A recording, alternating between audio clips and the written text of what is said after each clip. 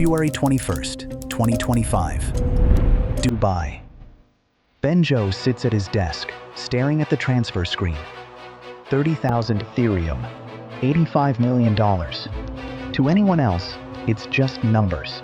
To him, it's routine. He's done this 1,000 times before. Same interface, same destination, same automated protocols. Today, his final safeguard fails. One click, one moment of overconfidence, one mistake that will cost more than anyone could imagine. For Bybit, this is just another day of moving funds between wallets. But for the hackers watching from the shadows, it's the perfect opening. A flaw in human trust, a blind spot in a system hailed as unbreakable. In seconds, billions could vanish. The question isn't if it will happen, it already has. The only mystery is how they'll pull it off, where the money will go, and whether anyone will ever catch them. How did they get in? How did they turn the system against its owners? And more importantly, are the authorities even aware that the largest cryptocurrency heist in history is already underway?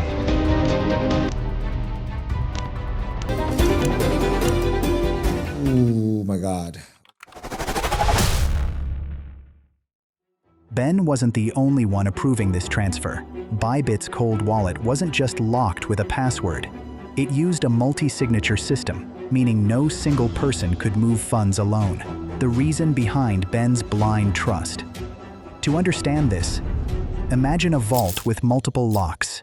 To open it, you need 3 keys at the same time. Ben had one of those keys, and 2 other trusted colleagues held the rest. Bybit used a popular system called Safe Wallet to manage this. Safe Wallet is just a smart contract, a piece of software that follows strict rules. One of those rules was that every transfer needs several private keys to approve it. Here's how the transfer worked. First, someone in Bybit's treasury created the request for 30,000 Ethereum to move from the cold wallet to the warm wallet. That request triggered the Safe Wallet smart contract. The contract then pinged the other key holders, Ben's 2 colleagues, asking for their approval. Each one opened their Safe Wallet interface, checked the details, and clicked approve. With 2 approvals in place, the contract waited for the 3rd. Ben's screen lit up with the request. On the Safe Wallet interface, everything looked normal. The familiar wallet address, the correct amount, nothing out of place. He scanned it the same way he always did. Then he clicked approve, almost like clicking a link online, expecting to land on a page you've visited 1,000 times, only to realize, too late, that you've been taken somewhere else entirely. Minutes later, 401,347 Ethereum was gone. I was kind of really shaky, and then I started saying, oof, you know. September 14th, 2024. 164 days before the day of the hack. Somewhere deep inside the crypto supply chain, a connection is quietly established, one that won't be noticed for months. It doesn't start with Bybit. It doesn't start with a wallet holding billions. It starts with a message, a single LinkedIn notification. The target is a senior developer at Safe Wallet, the security layer trusted by the largest crypto platforms on Earth. This is the industry standard, the software that CEOs like Ben Zhou point to when they promise their customers that their funds are untouchable. But the people reaching out aren't recruiters, they are ghosts. A team that operates with the discipline of a special forces unit and the precision of a diamond cutter. They don't hack for fun, and they don't hack for digital fame. They are a professional collective with limitless resources and a strategic patience that sets them apart from every other predator in the digital world. These are not hackers in hoodies. They are elite operatives who don't break doors, they build them. The LinkedIn profile was flawless. A headshot of a professional-looking woman in a blazer, a history of successful placements at top-tier firms, and a network of shared connections that looked entirely legitimate. The recruiter didn't ask for a password. She didn't ask for a secret key. She offered a consulting opportunity that was too prestigious to ignore. For weeks, the interaction was purely professional.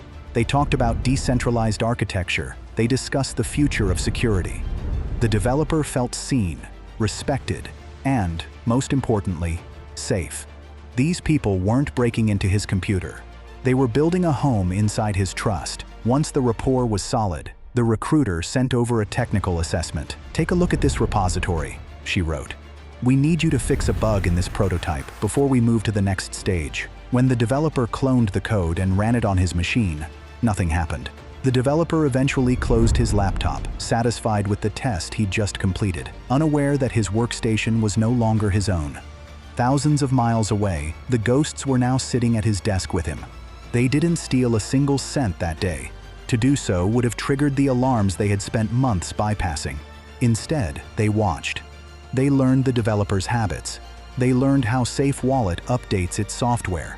They waited for the perfect moment to swap the website's real code for a poisoned version. They were planting a Trojan horse in the very foundation of the crypto world. By the time Ben Zhou would log in 5 months later, the trap would have been set for half a year. The ghosts were already inside.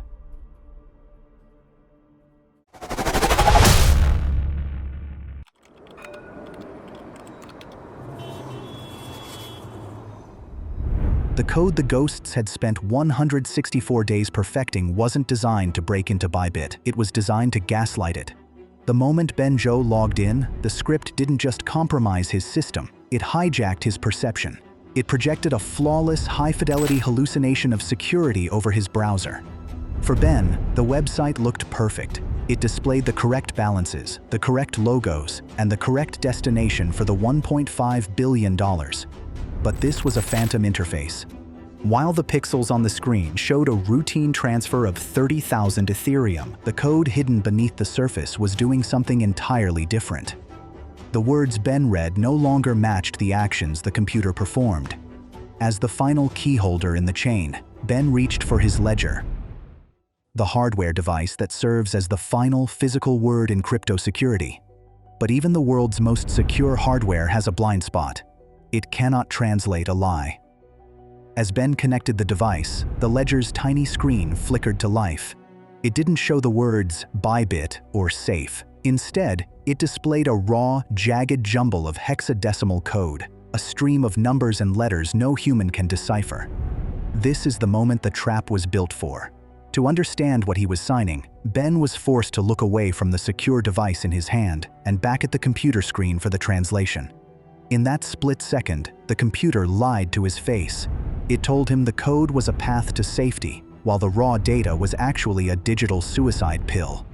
Ben wasn't just signing a transaction. He was being forced to trust a hallucination because the technology had been rigged to speak 2 different languages at once. With a final press of the physical buttons on his ledger, the trap snapped shut. Ben wasn't just authorizing a move of 30,000 Ethereum, he was unknowingly executing a delegate call. In the world of smart contracts, a standard transfer is like handing someone a check. A delegate call is like handing someone your identity. It told the vault, "Stop using my security rules. Use the rules of this stranger instead." It was the ultimate digital surrender. Ben had used the most secure device in the world to voluntarily hand over the keys to his kingdom. The first sign of the collapse didn't come from a security alarm. It came from a liquidity alert.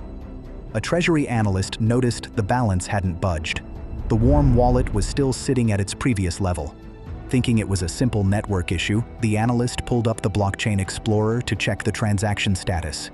He expected to see a pending message. Instead, he saw success. His stomach dropped. If the transaction was a success, but the money wasn't in the warm wallet, where was it? He hurriedly traced the transaction hash. The 30,000 Ethereum hadn't gone to the Bybit address. It had gone to a fresh, anonymous wallet that had only been created minutes prior. But as he looked at the source of that transaction, Bybit's multi-billion-dollar cold vault, the screen refreshed. Another 50,000 Ethereum moved out, then 100,000. The realization hit him like a physical blow. The 30,000 Ethereum wasn't the target. It was the leak that signaled the dam was breaking. Within 5 minutes, the Dubai office was in a state of code red. Bybit's top security engineers were called together, huddling around terminals as they watched the live data. Their faces turned pale. The vault wasn't just being emptied, it was being automated. Every 12 seconds, the exact heartbeat of the Ethereum network, massive blocks of Ethereum were migrating out with machine-like precision. The engineers scrambled to kill the smart contract, but the delegate call betrayal had stripped them of their power. They weren't the owners anymore. They had become spectators to their own destruction. How much is that? Ben's voice cracked the silence of the room. The lead engineer didn't look up from the screen. He just pointed at the total balance of the attacker's primary collection wallet. The number was climbing with terrifying speed, devouring everything Bybit had spent years building. The final tally flashed on the screen. 401,347 Ethereum, $1.5 billion.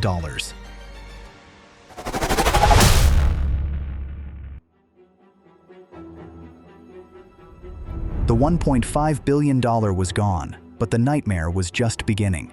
Ben Zhou stood in a room that felt suddenly too small. He had just personally signed the transaction that drained his own company.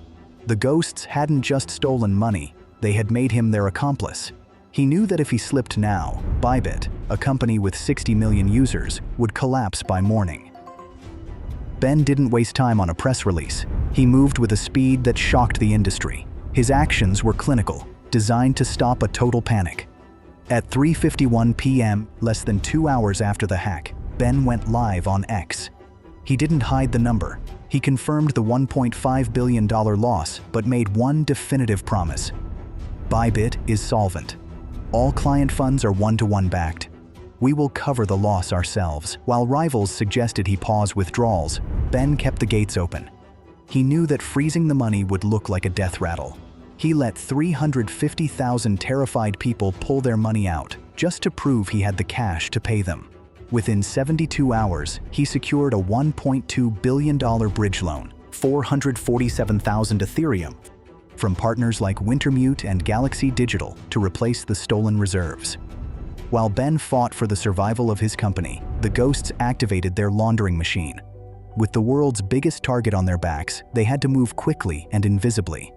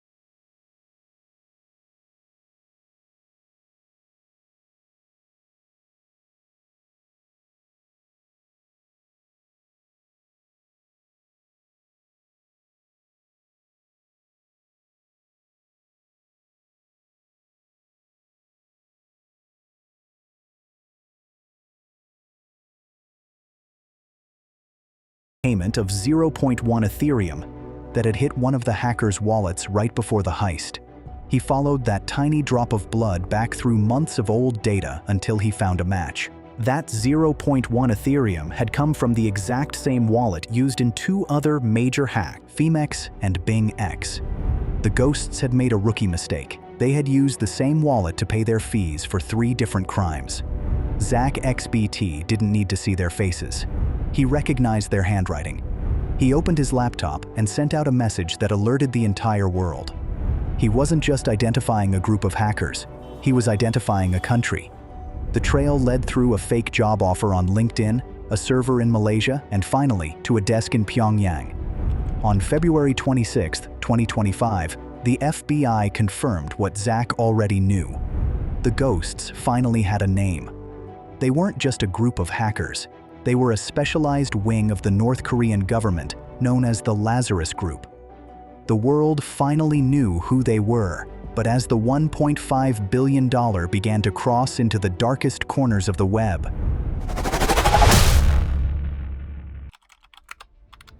Ben Zhou launched a $140 million recovery bounty, the largest in history.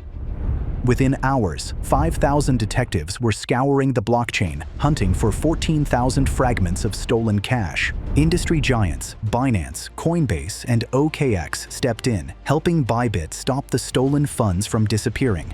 But Pyongyang had already built a maze. They flooded the money into ghost protocols like Thorchain, automated systems that act like high-speed laundromats for crypto. There are no bosses, no ID checks, and no stop buttons. Once the money entered these tunnels, it began to shatter. At the speed of light, the stolen Ethereum changed shape, swapping into Bitcoin and breaking into thousands of tiny, unconnected pieces. Every time an analyst flagged one wallet, the hacker's scripts would instantly split that balance into 10 more, then 100 more, creating a geometric explosion of data that exhausted even the world's most advanced AI. Ben Zhou was left with a brutal truth. In this world, traceable does not mean recoverable. The trail finally ended at the Lazarus Group in Cambodia, the regime's ultimate off-ramp. By the time the US Treasury blacklisted the conglomerate in October 2025, the digital gold was gone. It had already been swapped for coal, oil, and luxury goods, loaded onto dark-hulled ships slipping into North Korean ports under the cover of night. Outsmart the world's brightest minds, North Korea built the Pyramid Prodigy System, a state-sponsored factory for genius. Every year, government scouts pull children with elite math scores from their homes, teaching them to think in code before they even master their own language. These children are groomed to become salarymen of shadow, operatives sent abroad to work in tech and finance, funneling their earnings back to the regime to support North Korea's secretive programs. But this heist revealed a terrifying new evolution in digital warfare. Operation Dream Lazarus is no longer just trying to kick down the door from the outside. Now, they're asking for the keys. Using AI deepfakes and stolen identities, they are passing video interviews and embedding themselves inside the world's biggest tech firms. They are the perfect employees. They earn six-figure salaries, they never miss a deadline, and they have 5-star ratings on LinkedIn. But while they write clean code by day, they are planting dormant backdoors by night. And somewhere deep in Pyongyang, the Pyramid Prodigy System is already eyeing their next target, and the one after that, leaving the world to wonder, what is their ultimate goal? If this video kept you hooked, imagine the work behind the scenes. A whole team works hard to bring these documentaries to life. Make sure to hit like and subscribe.